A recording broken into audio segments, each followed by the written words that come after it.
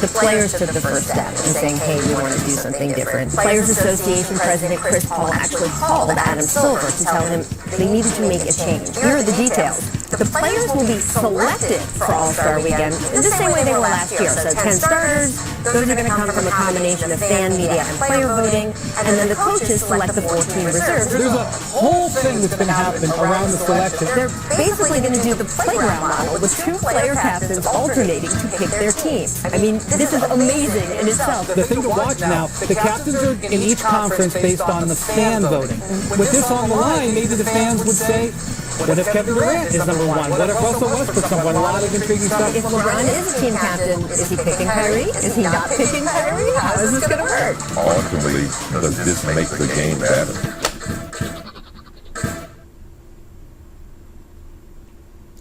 All right, this is CJ again with the GOAT Sports Talk. Wanted to talk about the new NBA All-Star Game format and why I think it's whack. I don't even understand the whole thing of changing that. I know that the ratings for our All-Star Weekend has gone down over recent years, but it wasn't really because of the actual All-Star Game. It's really because of the lack of participation of star players in the dunk contest. And a lot of the dunks that are out there, some of the best dunks that you'll ever see really are being done by, either younger players that are probably not going to grow to a superstar level, like an Aaron Gordon or, a Zach LaVine. It remains to be seen how good they're going to be, but even till now, they're not even talked about as being, part of the future faces of the league.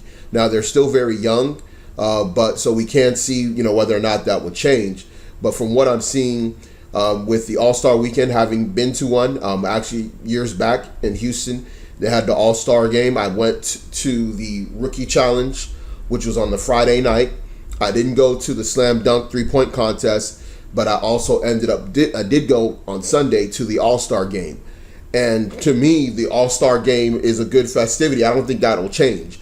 I don't like the fact that they're changing it, and I think it's because they're not trying to find a way to give the star players an incentive to participate in the dunk contest in some way.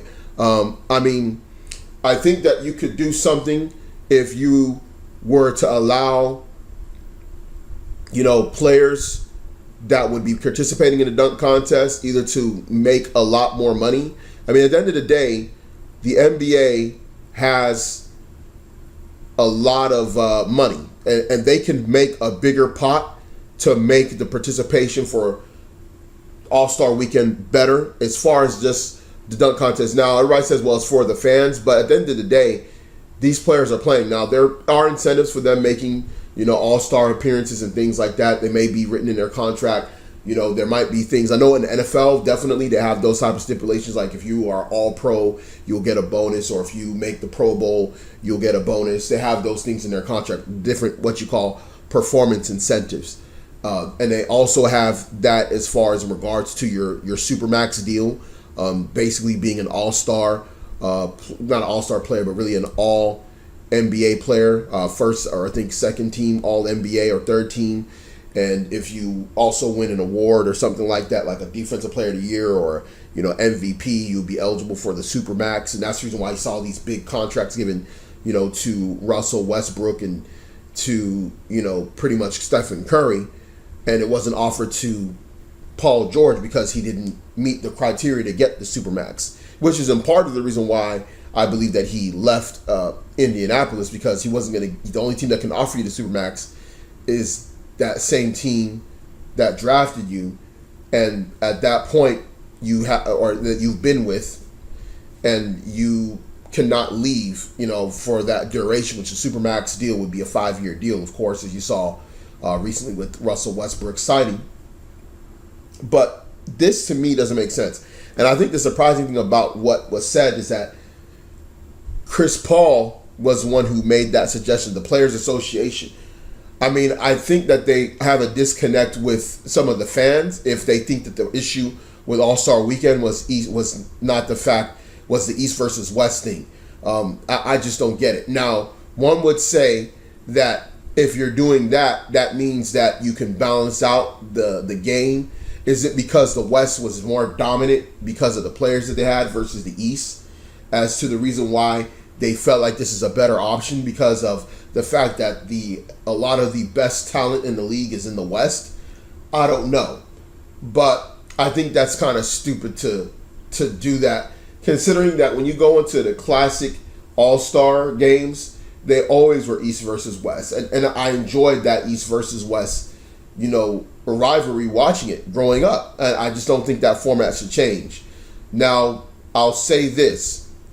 Another reason why this could be happening as well is this could be foreshadowing, potentially, I'm not saying it's going to happen, but the elimination of conferences in playoffs. What I mean by that is that you can still have Eastern Conference, you can still have divisions, but what they could do in the future is have the best 16 teams in the league basically make the playoffs regardless of what conference that they're in. But within their conferences or within their divisions, they still have those divisional games that they'll play. Now, one will say, well, look, that's unfair because this team doesn't have to play tough teams in their division.